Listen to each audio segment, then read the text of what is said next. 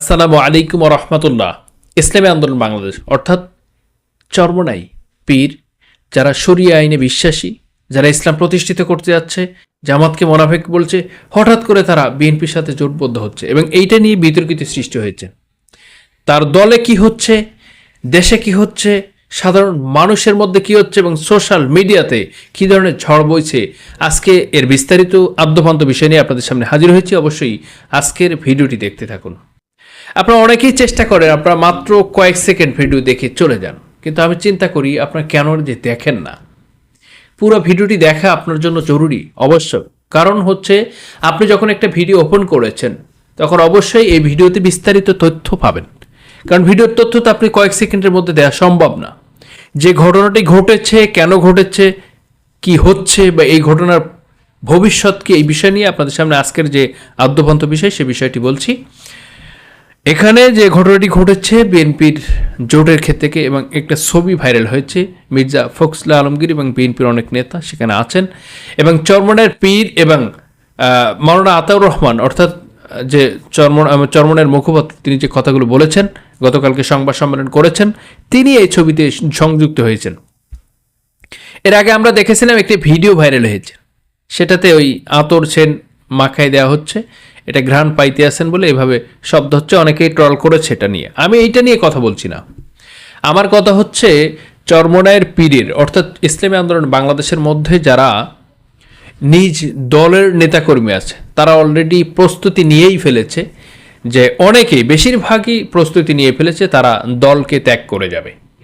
এর মৌলিক কারণ হচ্ছে যারা এতদিন ধর্মকে ব্যবসা করেছেন, ধর্মকে নিয়ে কটাক্ষ করেছেন, ধর্মকে নিয়ে মানুষকে ধোঁকা দিয়েছেন, প্রতারণা করেছেন, আজকে তারা বিএনপির সাথে জোটবদ্ধ হচ্ছেন কেন?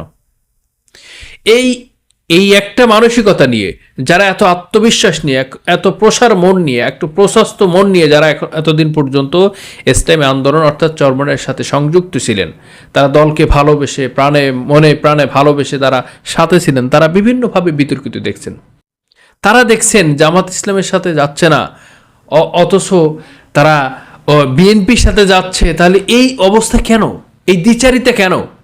অনেকেই প্রশ্ন করেছেন, অনেকেই আমাদেরকে পাঠিয়েছেন অনেক তথ্য। আমরা দেখলাম একটা নিউজ পেপারে, একটা চ্যানেলে এটা ভিডিও হয়েছেন, যে সেখানে বলা হয়েছে যে বাংলাদেশ ইসলামী চরমনাই এরা আওয়ামী লীগের সাথে কথা বলেছে, আওয়ামী লীগ বলেছে তারা বাংলাদেশে নির্বাচন করবে, ইসলাম জোট থেকে বেরিয়ে আসবে। জোট থেকে বেরিয়ে আসার মৌলিক কারণ হচ্ছে ভারত থেকে তাদেরকে পড়ানো হচ্ছে তোমরা ভোটে দাঁড়াও, এক নায়কতন্ত্র হিসাবে দাঁড়াও এককভাবে, তোমাদের আওয়ামী লীগ যে ভোট এটা কোথায় দিবে, তারা তো অংশগ্রহণ করছে না, সুতরাং সকল ভোটকে তোমাদেরকে দেওয়া হবে, তোমরা ইসলামী আন্দোলন বাংলাদেশ এককভাবে দাঁড়াও। এবং তাদের অসংখ্য মুরিদ, চরমনের অসংখ্য মুরিদ যারা আওয়ামী লীগপন্থী, আওয়ামী লীগ করে, তাদের এই যোগ সাজুদের কারণে বিভিন্ন বিতর্কিত সৃষ্টি হয়েছে আজকে বাংলাদেশে। কথা হচ্ছে এটা যে তিনি এত কিছু বললেন, এত কিছু করলেন, সর্বশেষ ধর্মকে ব্যবহার করলেন, শরিয়া আইনকে ব্যবহার করে পোল্টিবাজ দিয়ে বাংলাদেশের মানুষের সাথে প্রতারণা করে ইসলাম প্রিয় মানুষের সাথে ধোঁকা দিল, ঐক্যজোটকে ভেঙে দিল। 11 দলের মধ্যে একটি দল বেরিয়ে গিয়েছে চরমনাই। আজকে তিনি অন্য দলকে অর্থাৎ জামাত ইসলামীকে মোনাফেক বলছেন। তিনি কি মোনাফেক কিনা আপনি বলুন। বাংলাদেশের এই অভ্যন্তরীণ বিষয়টা কেন হচ্ছে? আর এইটা আজকে একটা জাতীয় দৈনিক পত্রিকাতে প্রকাশ পেয়েছে। অনেকেই বলছে ভাই এখন কি শরিয়া সমস্যা না? যারা টেন্ডারবাজি করছে, চাঁদাবাজি করছে, দখলবাজি করছে, খুন করছে, গুম করছে, হত্যা করছে, মানুষকে ঘুমাইতে দিচ্ছে না, বাড়িঘর দখল করছে, পাগল করে দিচ্ছে, জ্বালাপালা করে দিচ্ছে সারা বাংলাদেশকে, যারা আইনের ব্যাপারেও কোনো রকম তোয়াক্কা করছে না, তারা কোথাও হচ্ছে না। ছাত্রলীগ, যুবলীগ, আওয়ামী লীগ যেভাবে চলতো তার চেয়ে বেশি উগ্রগামী 100/180 মাইল বেগে চলছে, তাদের সাথে জোট করছে চরমনাই। এটা কেমন কথা? এই প্রশ্নেই চরমনাই থেকে অনেকেই বহিষ্কার করেছেন, অনেকেই চলে গিয়েছেন দল ছেড়ে, অনেকেই নিয়ত করেছেন, অনেকেই নিষ্ক্রিয় হয়ে গিয়েছেন যে কোনো দলই আর করবো না। এইভাবে বিভিন্ন মানুষের মুখে, মানুষের কাছে এই ধরনের প্রশ্ন বিদ্যমান আজকে আমরা দেখতে পাচ্ছি। আজকে বাংলাদেশের এই প্রচলিত সিস্টেম, যারা মানুষকে যুগে যুগে ধোঁকা দিয়েছেন, যারা নিজের স্বার্থকে তোয়াক্কা করছেন বেশি, আজকে দেখেন তারা বলছে আমরা আসন যায় হয় এটা সমস্যা না, আমাদের কাছে অবজ্ঞা করছে। আমাদের আত্মসম্মান বোধে লেগেছে। আর এই জামাত ইসলামী একটা অ্যাবিলিটিবল দল, যারা বাংলাদেশের একটি রাজনৈতিক বা একটা রাষ্ট্র চালানোর মতো ক্ষমতা রাখে, যাদের মধ্যে অ্যাবিলিটি আছে, যারা জানে এদেশ কিভাবে চালাতে হবে, তাদের সমস্ত বিভাগে মানুষ সেট আপ আছে, তাদের সব অভিজ্ঞতা আছে, তারা দেশে প্রতিনিধিত্ব করেছে, তারা মন্ত্রী ছিল, তারা এমপি ছিল, এককভাবে নির্বাচন করে 18টা আসন পেয়েছিলেন জামাত ইসলামী। এই তো জামাত ইসলামী। জামাত ইসলামের মৌলভীয়না তাদেরকে ভালো লাগে না।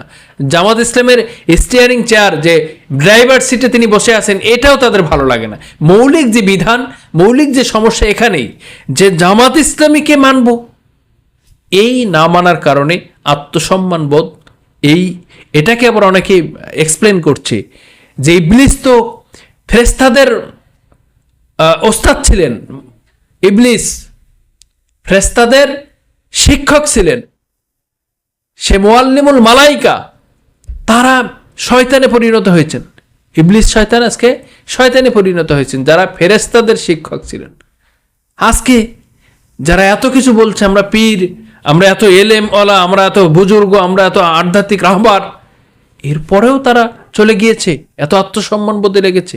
একটা জাতিকে যখন মানে ভালোর দিকে নিতে হয়, একটা দেশকে যখন ভালোর দিকে নিতে হয়, একটা মুসলিম উম্মাকে যখন ভালোর দিকে নিতে হয়, নিজের ছোটখাটো ত্যাগ তো করতেই হবে, কুরবানি দিতে হবে। শুধু করতে হবে না, কুরবানি দিতে হবে, বিসর্জন দিতে হবে। দেশকে ভালোবাসতে হলে, দেশের মানুষকে ভালোবাসতে চাইলে, ইসলাম প্রিয় মানুষকে ভালোবাসতে চাইলে, ইসলাম প্রতিষ্ঠিত করতে গেলে আপনাকে তো নমনীয় হতে হবে, আপনার তো স্যাক্রিফাইস করতে হবে।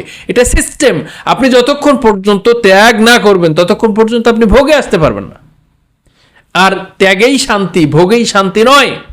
সুতরাং আপনাদের কাছে ছোট্ট যে ভিডিওটি আমি আপনাদেরকে জানিয়ে দিলাম, এই অবস্থাকে কেন্দ্র করে, আপনার সিস্টেমকে মনে করে আপনি কি মনে করছেন? হঠাৎ করে একটা ইনকিলাব জাতীয় দৈনিক পত্রিকাতে এই ধরনের নিউজ আসলো কেন? এর আসল রহস্য কি? আপনারা অবশ্যই আমাদের কমেন্ট বক্সে জানিয়ে দিবেন। দেখা হবে আগামী ভিডিওতে। সে পর্যন্ত ভালো থাকুন। ইনকিলাব জিন্দাবাদ।